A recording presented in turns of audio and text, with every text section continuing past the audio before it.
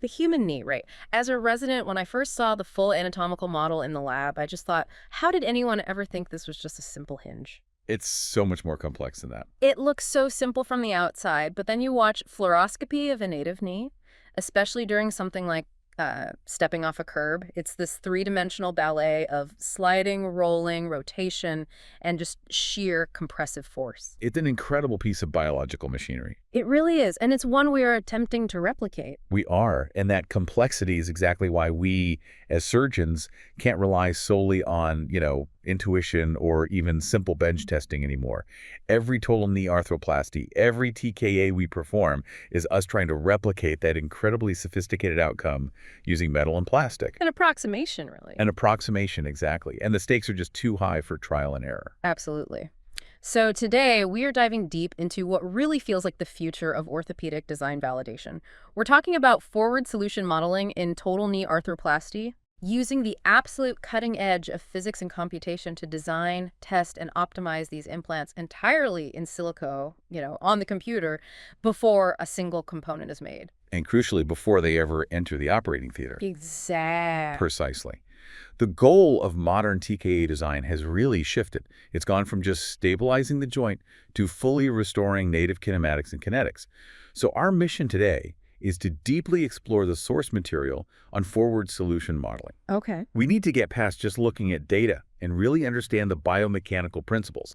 How does simulating a TKA patient on a computer give us this powerful, fast, and relatively inexpensive shortcut to optimizing geometry, soft tissue constraints, and understanding muscle forces? I think the best analogy is flight simulation. That's a great one. You would never let a pilot fly a novel aircraft design, especially one meant to handle extreme G-forces, without thousands of hours in a high-fidelity flight simulator first. Of course not. So why should we approach a major joint replacement, a system that deals with massive, dynamic, in vivo forces, any differently? We need that virtual test bed. We need to break things safely before we put them into a patient. That is the perfect operational analogy for this whole field. We are, in essence, building a simulator for the knee. We're defining the femur, the tibia, and the patella and all the soft tissues and muscles as a rigid body system governed by these immutable yet incredibly complicated laws of physics. And that's the real challenge, right? That transition from anatomy to algebra. That is where the true engineering challenge lies. Okay, let's unpack this with some surgical precision. When we talk about mathematical modeling in orthopedics, what are we actually defining? Because I think for a lot of people, that might just sound like complex CAD design, just drawing a nice shape on a computer. No, it goes so far beyond computer-aided design, or CAD. Mathematical modeling is the computer simulation of a physical dynamic system. We're not just drawing, we're actually programming the physics. Specifically here, we're running these complex, physics-based simulations of the entire human knee system under load. So the TKA mathematical models, they're designed to analyze this complex interplay of dynamic forces and constrained structures. We model muscle forces, soft tissue forces, the resulting joint reaction forces. And the implant geometry itself? Yeah, and the implant geometry itself, which then gives us the resulting in vivo kinematics, how the joint actually moves through space. So the output isn't a static picture. It's a dynamic, predictive performance profile of how that implant will behave under a real functional load. That's it exactly. And the core utility, it lies in its flexibility and speed. Mm-hmm. By changing just one parameter, say, you make a tiny tweak to the radius of curvature on the femoral condyle, or you alter the stiffness of the model PCL. Mm-hmm. The model can immediately derive and review the results for all the other interconnected parameters. It just instantaneously generates a new kinematics profile or predicts the new peak forces. Which makes it an incredibly powerful design tool. Incredibly powerful, flexible, and responsive. It's perfect for assessing existing implants, but more importantly, for developing the next generation. It's all about evaluating hundreds of possible designs efficiently to find that optimal solution. Now, to validate this whole theoretical simulation, you need real-world ground truth. We rely heavily on telemetry for that TK load data, right? That's what sets the standard. Telemetry is, without a doubt, the gold standard. It involves the direct measurement of forces using in vivo sensors. These sensors are placed directly within the implant components themselves. So you're getting data straight from the source. Straight from the source.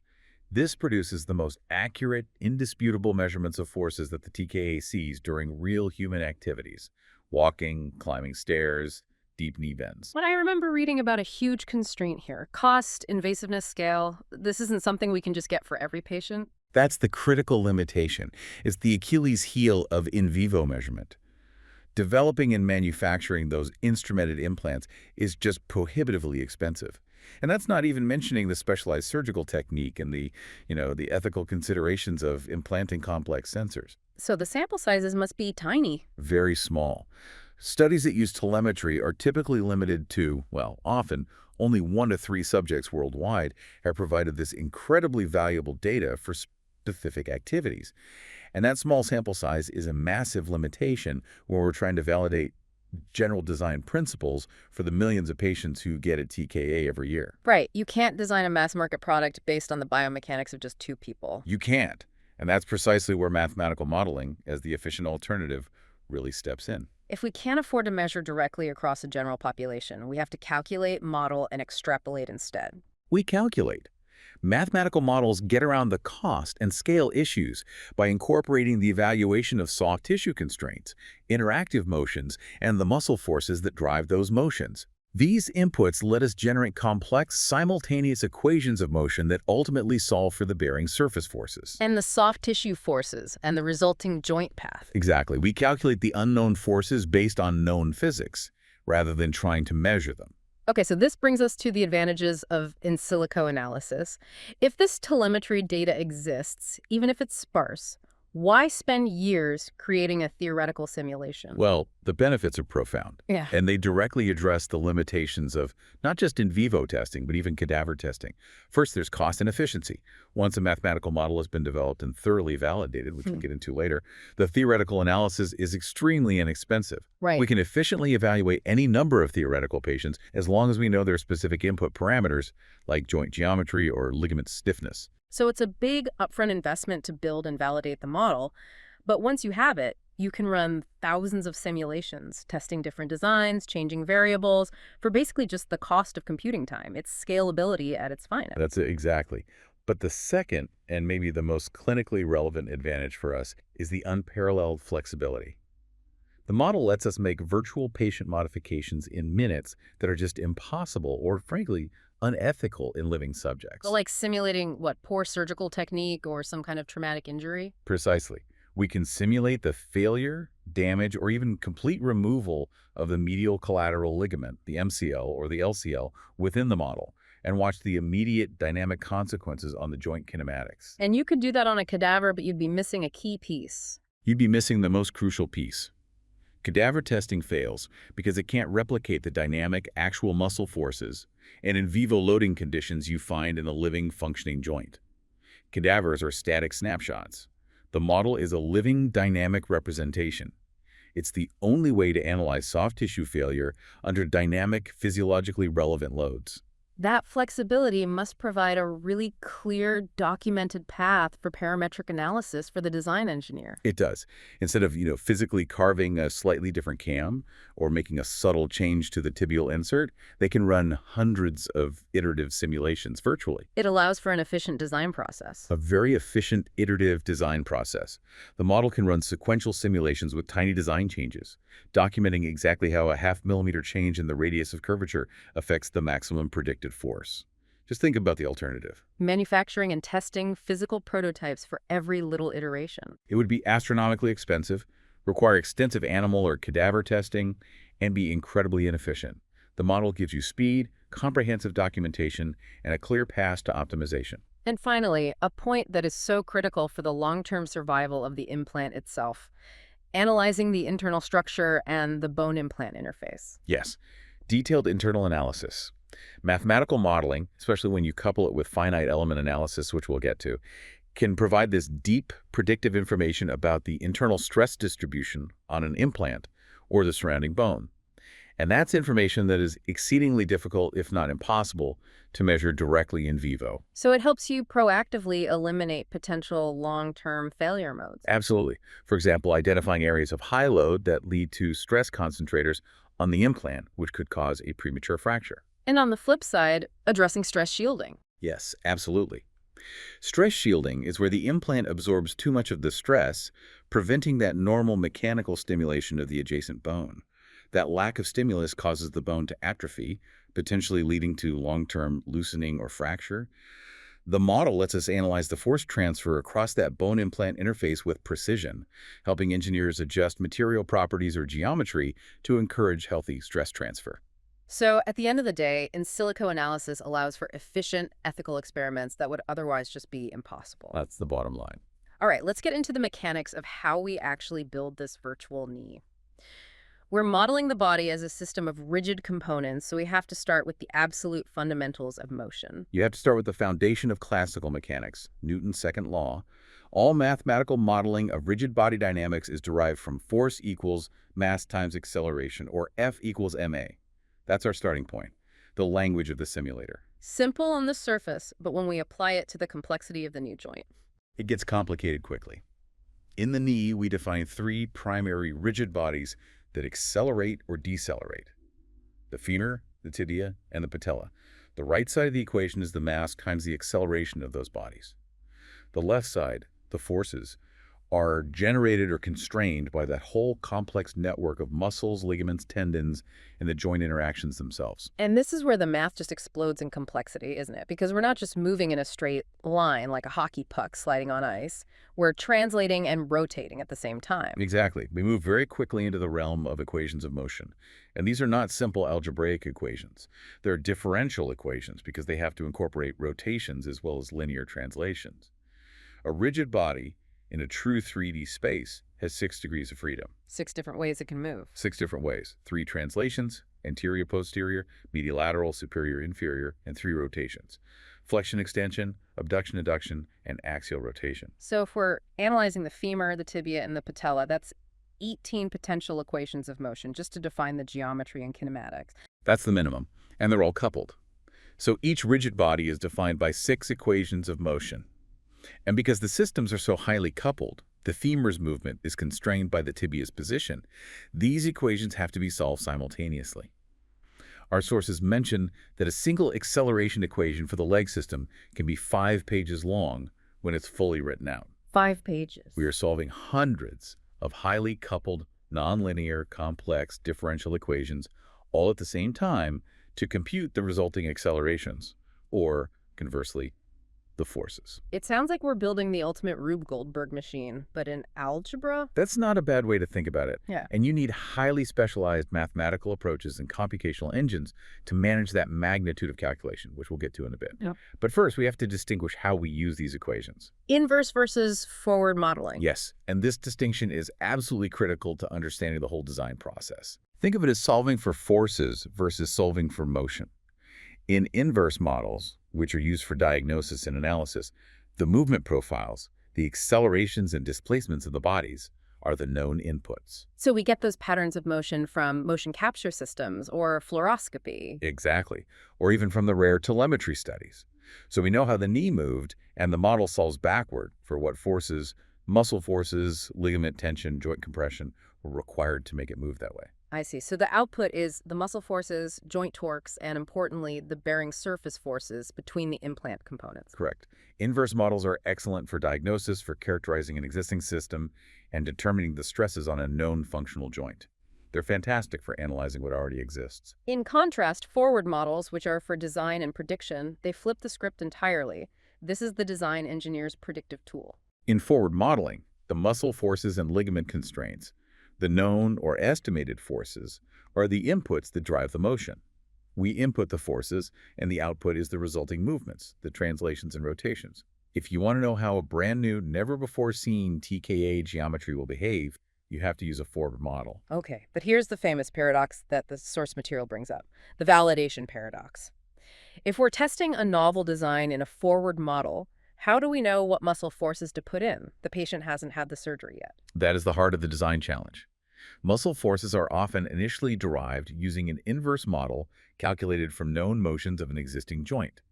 Maybe a healthy native knee or a known validated TKA design during, say, a stair climb. Those forces are then applied to the novel forward model, and the resulting motion is calculated. We then compare this computed motion to known motion patterns for validation. This whole validation loop is essential for building a theoretical simulator that's actually clinically relevant. I can see the challenge, though. If we derive the muscle force profile from a slow, controlled chair rise in a 70-year-old patient, can we accurately apply that same force profile to test our new implant when we simulate a rapid, high-impact gait cycle? Aren't we making a huge assumption about muscle recruitment patterns? That is a very astute challenge, and it speaks directly to the inherent limits of this process. You're right, the muscle recruitment pattern, the coordinated effort of the quads, hamstrings, and gastroc, is highly variable. It depends on speed, fatigue, the patient's biotype.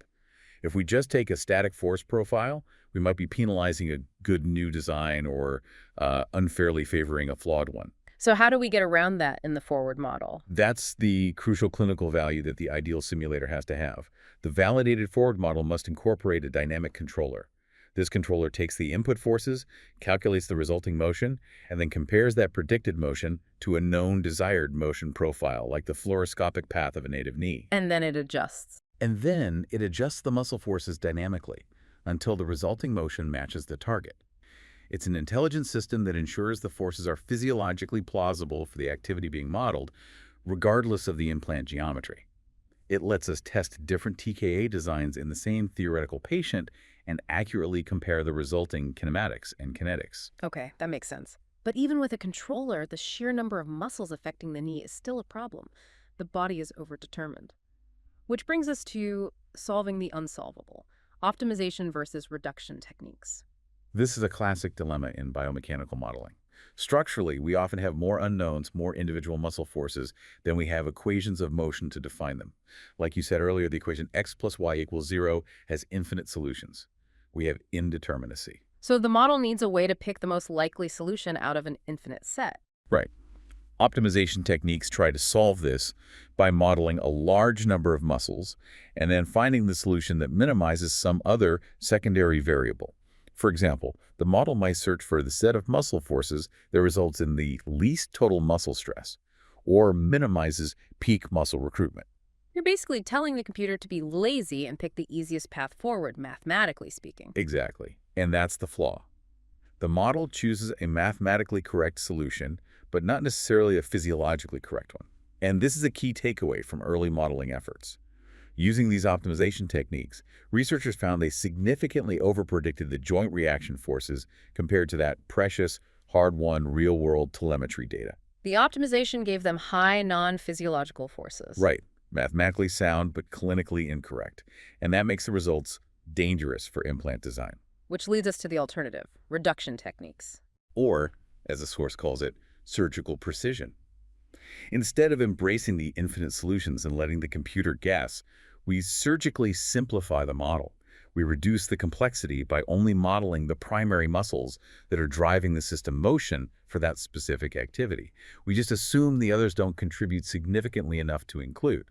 And that reduces the number of unknowns. It reduces the number of unknowns so that there's only one possible solution for each unknown variable. But doesn't that inherently introduce error? If we ignore the hamstring's contribution to deceleration during gait, aren't we just trading one kind of error for another? That is a fair question, and it is the trade-off we accept. However, the error introduced by assuming secondary muscles contribute negligibly is generally much smaller and more predictable than the massive non-physiological errors you get from those unfettered optimization techniques. I see. For clinical design work, a solvable system that is 95% accurate is infinitely more useful than an indeterminate system that's mathematically optimal but grossly overpredicts the force. Can you walk me through the example from the source, the 2D model of sitting knee extension? Absolutely. If you reference figure 19.1, you can see this principle perfectly. It's a reduced 2D model of sitting knee extension. Since the motion is just extending the lower leg against gravity, the model only includes the quadriceps as the primary muscle driver. Yeah.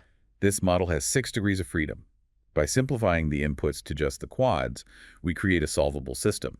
We use 3 degrees of freedom to solve for the table's force and torque on the femur, 2 degrees for the AP and SI joint reaction forces at the knee, and the final degree of freedom to calculate the single remaining unknown, the quadriceps muscle force. So that reduction provides a unique, solvable system to determine the forces on the components, even though the real 3D knee is infinitely more complicated. It's a targeted strike. It is a targeted strike, and the same principle applies to 3D forward modeling, just with vastly more complex inputs and equations. The core methodology is the same. Simplify the inputs to ensure a unique, solvable, and physiologically plausible output. Okay, finally, in this section, we need to distinguish between what the models are studying. We have rigid body versus finite element analysis, FEA. This feels like the difference between analyzing a car's engine performance versus analyzing whether the chassis material will buckle under stress. That's an excellent analogy. This is a fundamental trade-off between computational efficiency and material detail. Rigid body models assume materials do not deform under load. Or, if the deformation is small, it's ignored. Which is perfectly fine for calculating large-scale motion, joint path, and overall joint forces. Correct. They're computationally efficient and ideal for models involving multiple joints, like the entire leg during gait. But because they assume rigidity, they're completely useless if you want to analyze stress and strain inside the materials. They can't find potential stress concentrators or stress shielding because they don't model how the material changes shape under load. So if I want to see how the whole knee moves and if ligaments might fail, I use rigid body. If I want to see if the titanium stem is going to crack from a stress riser, I need FEA. Precisely. FEA models focus entirely on the deformable nature of materials. They divide the material, the implant, the bone, the cement, into thousands of tiny elements and calculate how each element interacts and deforms under load.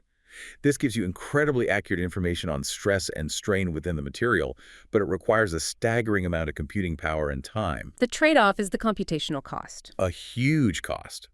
Because of the sheer calculation time, FEA is usually limited to a narrow scope and fewer bodies. Maybe just the tibia of the implant, not the whole leg. For overall system kinematics and assessing hundreds of designs quickly, rigid body modeling is the preference because of its speed.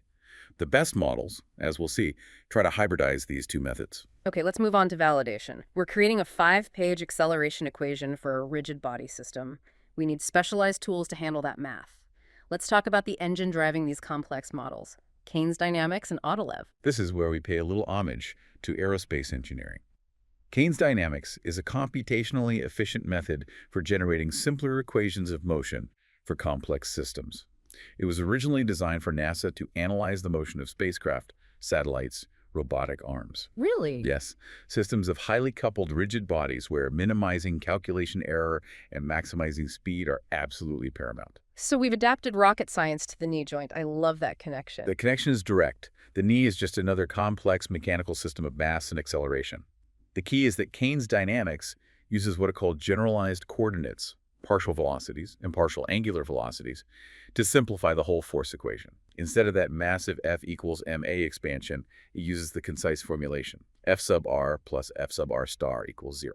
Okay, that looks much cleaner on paper, but I'm sure the resident listening is wondering what that practically means compared to Newton's law. It represents a massive leap in computational efficiency for these multi-body systems.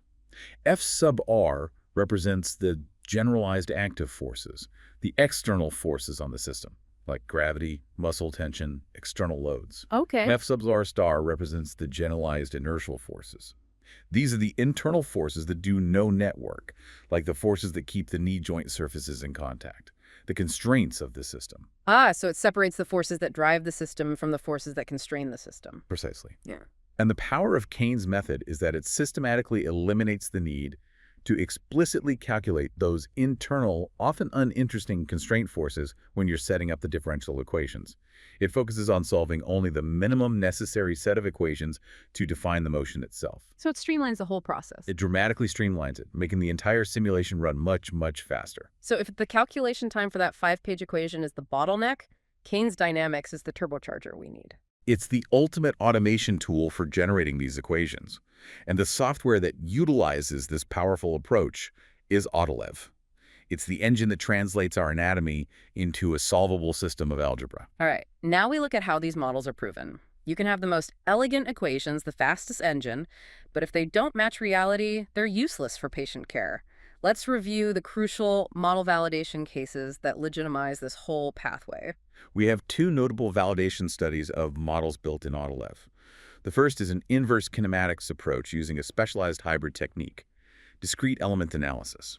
This sounds like a clever attempt to get the best of both worlds, the speed of rigid body modeling, but with the material detail of FEA. That's the ambition. This hybrid model first calculates contact forces with a standard rigid body model, which is fast. Those known forces then drive a discrete spring network. This network represents the articulating materials, the poly, the bone, not as rigid blocks, but as highly connected masses linked by springs. And the springs are tuned to the material properties. They're tuned to match the actual material properties.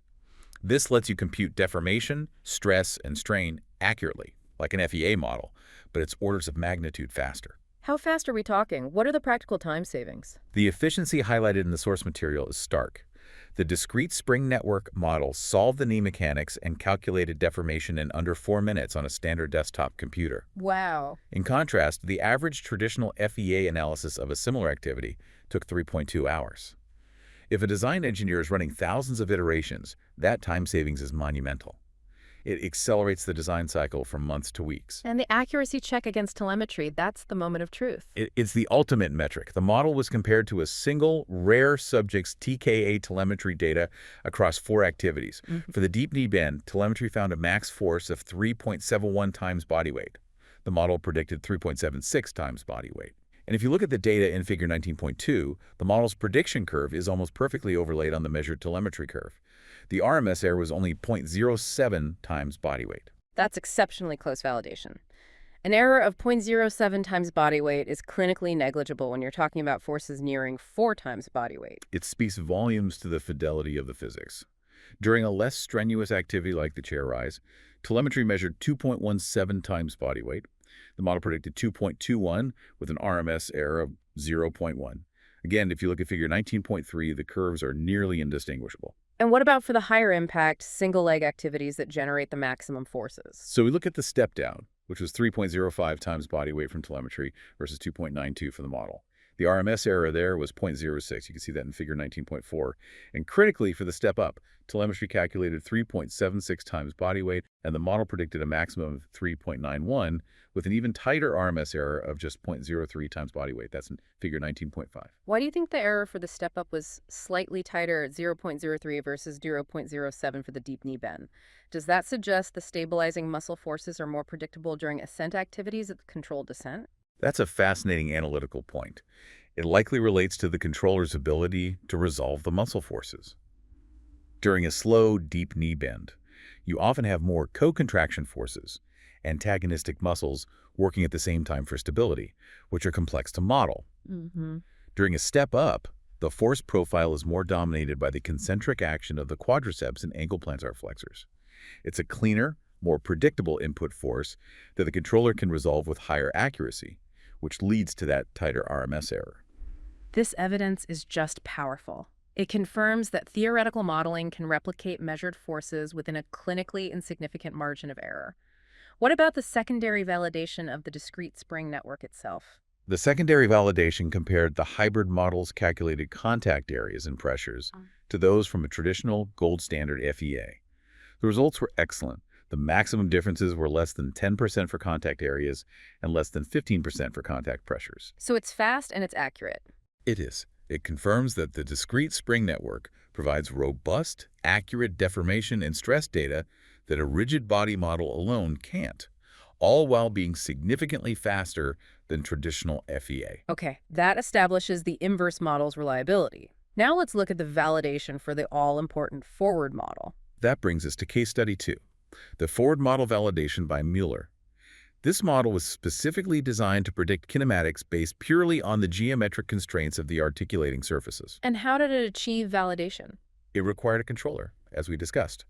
During the simulation, the model uses a controller to adjust the primary muscle forces, mainly the quads, based on the error between the actual knee flexion predicted by the model and the idealized knee flexion required for that activity. Okay. When this complete system was validated against TKA telemetry for a deep knee bend, the model predicted peak forces of 3.96 times body weight, which is extremely close to the instrumented TKA's measured 3.84 times body weight. That result is profoundly significant. It establishes the framework we need, a geometrically constrained forward solution model that can accurately predict kinetics. That's the prerequisite for designing novel, untested implants. The flight simulator is now operational. Indeed.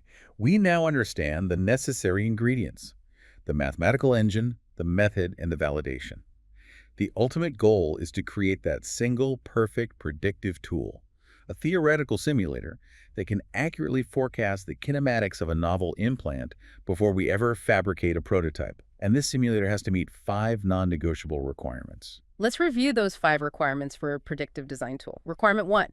Must be a forward solution model. This seems obvious now, but let's just state the necessity clearly. It has to be forward because the motion of a novel component is unknown. We're trying to discover it. So the model can't use motion as an input. It must use forces as input to predict the resulting motion. Right, an inverse model would be useless here. It would just tell us what forces were required to make the novel design move along some predetermined, probably incorrect path. A forward model tells us what path the novel design will take under a known force input. Requirement 2. Use a controller to determine muscle forces. Why is this dynamic adjustment so critical? Because of that validation paradox we talked about. If we used a static, predetermined force profile, a potential excellent design might perform poorly just due to an inaccurate force assumption. The controller, by adjusting muscle forces in real time to match the desired kinematics, ensures the forces applied are always physiologically appropriate for the activity. It's the system's brain compensating for the mechanical changes. Okay, requirement 3. Constrain activity fully based on geometry. This one is essential to eliminate modeler bias. The model's predictions have to be driven only by the physics and the implant design. In simpler models, axial rotation is often just input as an arbitrary mathematical function of knee flexion. The modeler just assumes the tibia rotates x degrees for every y degrees of flexion. In the theoretical simulator, abduction, adduction, axial rotation, they must not be arbitrary functions. The geometry and the ligament constraints must be the only driving factor. The model has to predict the rotation based on the geometry, not assume it. Requirement 4. Analyze multiple implant designs and features. The simulator has to be a universal testbed. It needs to be flexible enough to handle the full spectrum of existing TKA types PCR, PS, mobile bearing, fixed bearing, and allow for accurate side-by-side comparisons in the same virtual patient. And it has to be adaptable enough for novel designs, like a bistabilized or bicruciate retaining TKA. And finally, requirement 5. Accurately represent soft tissues. This is the surgical link. Since soft tissues and implant geometry jointly drive the activity, the model has to accurately represent the stiffness, origin, and insertion points of the major ligaments. This detailed representation is mandatory because it allows the TKA to be analyzed under various simulated conditions that directly represent the outcomes of different ligament balancing techniques during surgery. So we can quantify the effect of a loose MCL or a tight PCL preoperatively. Exactly. So the Miller-Odelev model fulfills these 5 demanding requirements, establishing the baseline for predictive design. But even the best models have limitations. Let's look at the areas for improvement, especially regarding geometric simplifications. The initial Mueller model, while foundational, made some simplifying assumptions that subsequent work has aimed to address. For instance, the polyethylene plateaus were often represented with only sagittal curvature, a 2D curve, ignoring the complex 3D dished surfaces you find in real components. And the assumption about the contact point being the lowest point on the femur. That's a serious simplification that degrades the accuracy of dynamic kinematics. You can see it visually in figure 19.6. The assumption was that the tibiofemoral contact point is always the lowest point on the femoral condyle in the tibial reference frame. This is only true for a moment at the dwell point. The moment of deepest flexion. Right. As the femur rapidly translates away during dynamic flexion, the contact point moves up the curved surface of the poly. Making that simplistic assumption will skew your kinematic prediction. Refining these complex, nonlinear geometric representations is an ongoing area of focus. Now for the real payoff, the clinical implications. How do these models inform our most critical surgical strategies, like ligament balancing? We can use the model to analyze surgical failure scenarios that are impossible to replicate and quantify in patients. Let's consider the simulation of a posterior cruciate retaining, a PCR, TKA, with an insufficient PCL. A common post-op problem modeled as the PCL applying no meaningful force. So poor surgical balancing in action. Poor surgical balancing in action, but now we can quantify its effect precisely. What were the quantified kinematic results of that simulated PCL failure? The simulation showed a clear, measurable quantification of the resulting instability. During a deep knee bend with that PCL constraint gone, the medial condyle slid an additional 1.5 millimeters more anterior than in the stable model. And the lateral condyle? The lateral condyle slid an additional 1.7 millimeters more anterior during the same motion. You can see that in figure 19.7. That is the textbook manifestation of PCL deficiency, that unwanted anterior tibial shift. But the model quantifies it to the tenth of a millimeter. For a patient, how does that 1.5 to 1.7 millimeters of shift actually translate? It translates directly to the patient's experience of instability. That small displacement is enough to cause patients to report giving way or feelings of instability or difficulty going downstairs. Plus, this abnormal shift profoundly affects patellar tracking, potentially increasing patellofemoral joint stress. The model doesn't just show that it happens, it gives us the magnitude. That's invaluable for setting our PCL tension targets in the OR. Another critical clinical debate is mechanical versus anatomical alignment. The model provides some fascinating and controversial data here, too. It does. It analyzed a posterior stabilized, or PS-TKA, under two conditions for a specific subject: a mechanically aligned knee and an anatomically aligned knee. And the findings present a classic design conflict. Okay, starting with kinematics, what did the anatomical alignment achieve compared to the mechanical? The anatomically aligned TKA achieved significantly more normal-like axial rotation. It reached 8.9 degrees at full flexion. In stark contrast, the mechanically aligned TKA achieved only 2.7 degrees of axial rotation. That's in figure 19.8. So if the only goal is to restore that complex native kinematic profile, that three-dimensional ballet we talked about, anatomical alignment wins easily. Handily. But orthopedics often presents trade-offs. What was the kinetic trade-off here? Looking at force and durability. The trade-off was substantial. If you look at the force curves in figure 19.9, the mechanically aligned implant had much lower predicted maximum tibiofemoral forces, peaking at 4.2 times body weight. The anatomically aligned implant, despite its superior rotation, generated significantly higher maximum forces, peaking at 5.3 times body weight. So as the resident, the critical question I'm asking is, do we chase native kinematics, restoring that full, robust axial rotation that might lead to a more forgotten knee? Or do we prioritize lower-bearing surface stress to maximize the implant's long-term survival and minimize wear debris? That is the essential design conflict these models bring into sharp focus. And it is the central historical debate in TKA design. For decades, the priority was durability. Early TKAs were crude. We focused on minimizing force and maximizing survival. The mechanical alignment strategy reflects that. Ensure low stress, even if the knee feels a bit different. But that's changing. It is. With patient expectations rising and with modern polyethylenes proving far more durable, the pendulum is swinging toward kinematics. Patients demand a knee that not only lasts but feels normal. The problem is that 1.1 times body weight difference in maximum force from 4.2 to 5.3 is not trivial. That increased force generates more wear debris, potentially leading to earlier osteolysis and aseptic loosening. So the models give us the precise data to weigh that benefit of better rotation against the cost of higher wear rates. Exactly. We need designs that optimize both, but the simulator is the only tool that lets us find that precise, mathematically defined, optimal balance. Which brings us to the exciting next frontier, parameterized optimization. If we know exactly what we want the knee to do, high rotation, low force, can we just mathematically generate the perfect geometry to achieve it automatically? This moves beyond simply analyzing a design to actively creating the optimal design without a human sculpting it. This involves the concept of parameterization, defining the articulating geometries mathematically.